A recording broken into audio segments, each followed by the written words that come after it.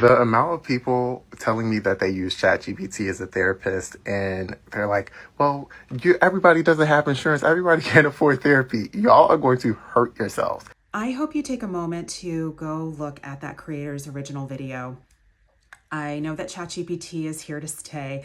However, we've been talking a lot about this in the therapeutic community, how people are using it, how we can make sure that people stay safe. But also it's bringing up some things that are concerning, and I want to talk about that today. So I know that sometimes is filling a gap for people.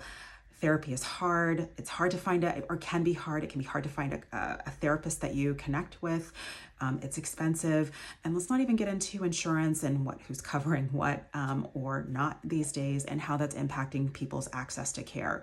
But I want to talk a little bit about why I'm concerned about ChatGPT. Because number one, I think it can miss a lot of deep, layered pain.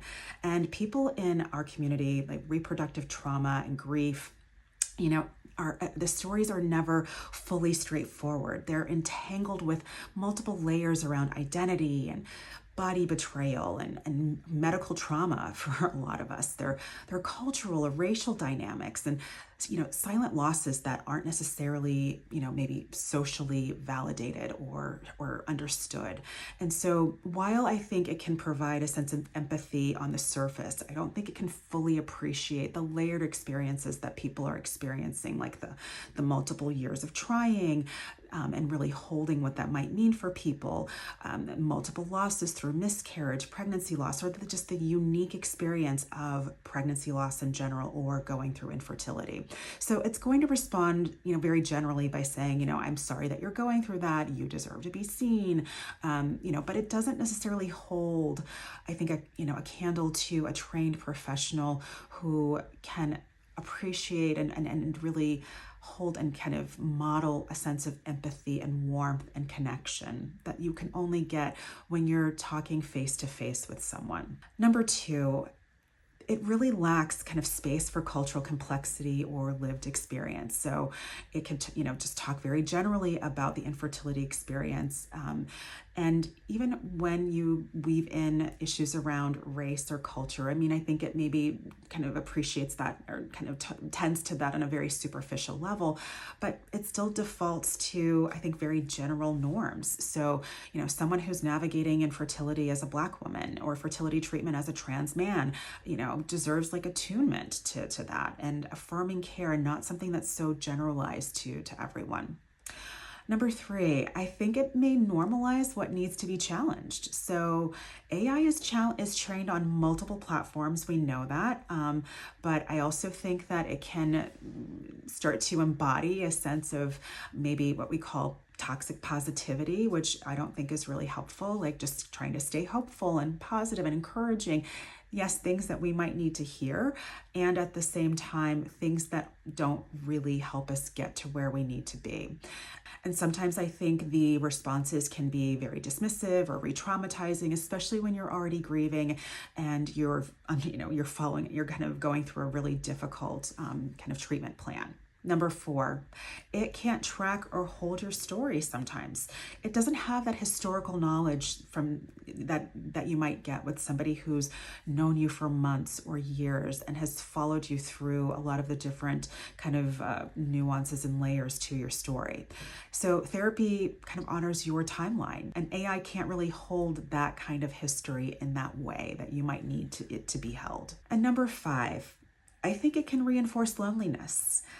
When we're doing more on our computers and we're relating more to a computer, we lose the ability to learn how to relate to others. We lose that ability to have somebody help us co-regulate, because one of the things that we know helps about therapy is having somebody help us co-regulate. So it's not just about teaching us coping skills, but actually modeling that with us and sitting in that space with us so that we can internalize that model.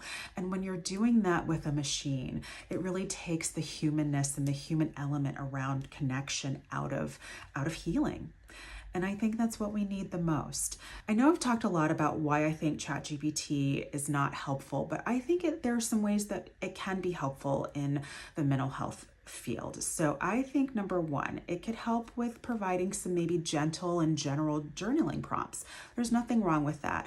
And those are prompts that and that could, be an exercise that you then bring back to talk to your therapist about. It could provide a lot of rich information and discussion to help you go deeper with the help of a supportive individual.